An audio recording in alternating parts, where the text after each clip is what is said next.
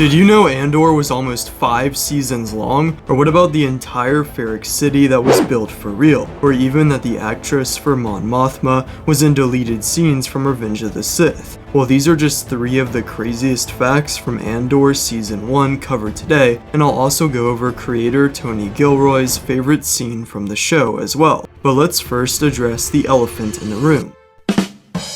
How could there have possibly been 5 seasons of Andor?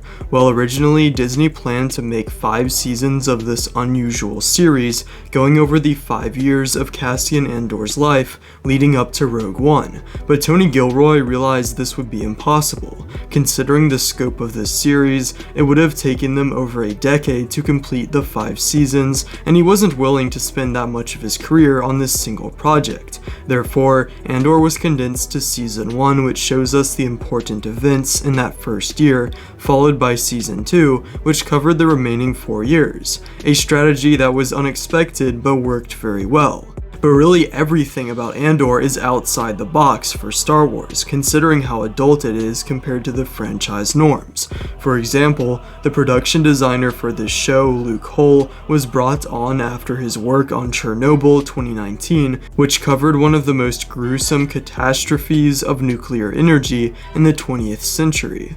But going a little further back in history, there were multiple rebellious figures that the character Luthen Rael was inspired off of. These include Mao Zedong, who relied on the oppression of the current rule to inspire rebellion. Also Benjamin Franklin from the American Revolution as well. But what many fans might not realize about Andor is that all the scenes were shot on either real sets, locations, or green screen to create a more authentic look for the show, opposed to the LED volume set used for The Mandalorian as well as Kenobi. A good example of this is Ferric City, which was built in one large set in England to allow the camera's 360 access to create any shot from any angle. Also, the Aldhani scenes were shot in the Scotland Highlands, with actor Diego Luna recalling a time they had to climb up an entire mountain just to get one shot. Going along with the theme of Andor being completely different from the rest of Star Wars, there are actually no lightsabers in the entire series. This is why you have to watch Rogue One afterwards. And if you don't want to get chopped up to pieces by Darth Vader, then hit that subscribe button.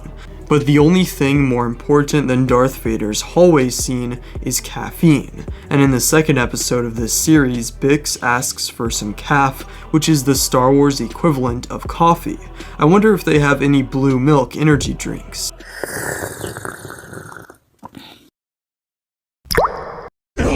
No. Wait.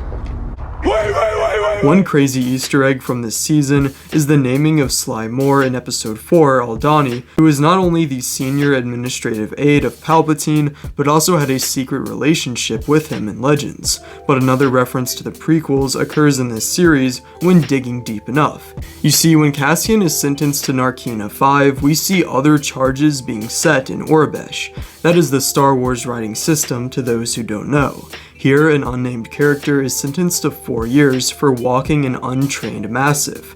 The Massifs are dog-like creatures native to Tatooine, Florum, and Geonosis that we see in the Tusken Raider camp in Episode 2, Attack of the Clones.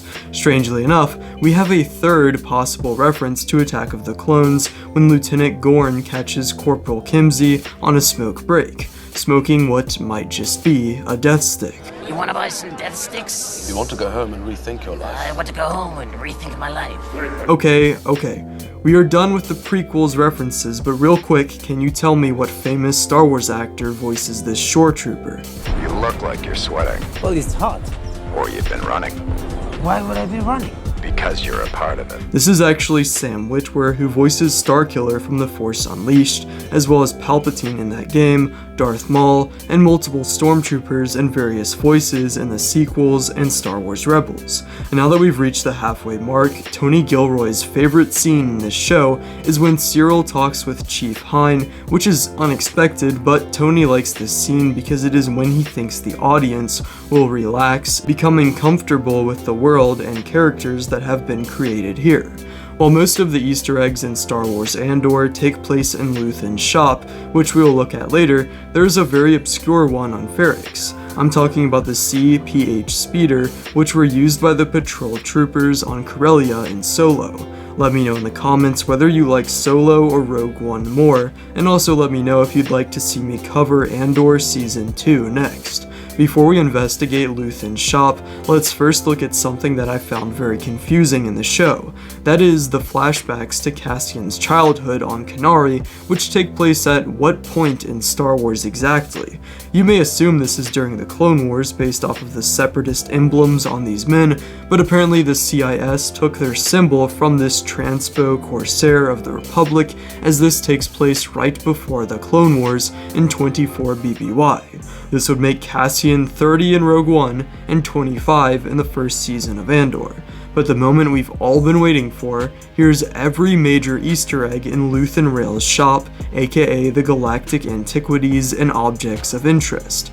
There's a Gungan shield, a Twi'lek Kalikori, a Beskar chestplate, a Wookiee helmet, Starkiller's helmet, tablets with the Mortis God's hands, Jedi and Sith holocrons, the Sankara stones from Temple of Doom, the whip from Indiana Jones and the fertility idol from Indiana Jones, the Jedi Temple Guard mask, Keldor breather mask, and Padme's headdress from Attack of the Clones. That was a lot in one go, but yeah, I don't even get how Starkiller's helmet ended up here. Maybe Darth Vader was a regular customer of the shop. But to get a new viewer hooked on Andor, you have to show the Eye and/or the Narkina 5 escape. See what I did there? You're making fun of me. No. But the Eye was actually created from a mixture of practical effects and footage overlaid from time lapses of the aurora lights in the sky. Sadly, some viewers never even made it to the 6th episode, as they have the attention span of goldfish. This is the exact reason the first 3 episodes for the season were released together in 1 week, as episodes 1 and 2 were build-up that needed the 3rd episode to truly pay off. And I personally prefer this type of release way more, which was doubled down for the 2nd season when each week got 3 episodes. This is better than the Acolyte, where we had to wait a whole week to watch some Jedi get force pushed by an unknown character. Fact number 5 is that Cyril's blue cereal is meant to show how his mother still treats him like a child. Not only with this, but throughout most of their interactions in the show, we can see Cyril's frustration with his mother, who doesn't respect him to make his own decisions or to be independent at all. Although it is also shocking to see the stark contrast between Cyril's struggle in his household with Cassian's fight for freedom on Narkina 5. I really feel like this highlights the idea that everyone is facing their own struggles. It is just a matter of perspective. Like, you can never really know the pressure someone is under until you are in their shoes. And on this labor facility, they are building parts that will eventually create the super weapon, which will one day kill him. And the final shot of the Death Star in Season 1 mirrors the title sequence for the series appearing in every episode. But Diego Luna, who plays Cassian, actually has a bigger role in the creation of the show than you may think. You see, Diego was actually one of the producers for the show, which means he even got to make casting decisions. He has gone on to say that this was the most fulfilling experience of his career. Now real quick, in case you are new to this channel, this is the segment where I give some self-improvement advice, and today we'll be looking at Mark 5:35 through 36 in the Bible, and if that's not your type of thing, then you can skip to this time right here. Now today, we're actually talking about Jesus when he is talking to one of the leaders of the synagogue whose daughter is dead, and it says, "While he was still speaking, some people came from the leader's house to say, 'Your daughter is dead. Why trouble the teacher any further?' But overhearing what they said, Jesus said to the leader of the synagogue, 'Do not fear, only believe.'" This is the word of the Lord. Thanks be to God.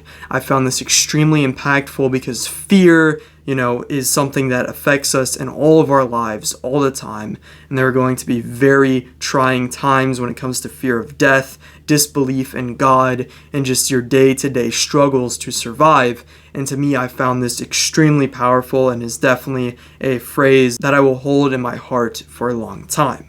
But getting back to the video, this is just a quick reminder that you can leave a comment down below if you have any video suggestions for things you want me to cover next in the Star Wars universe.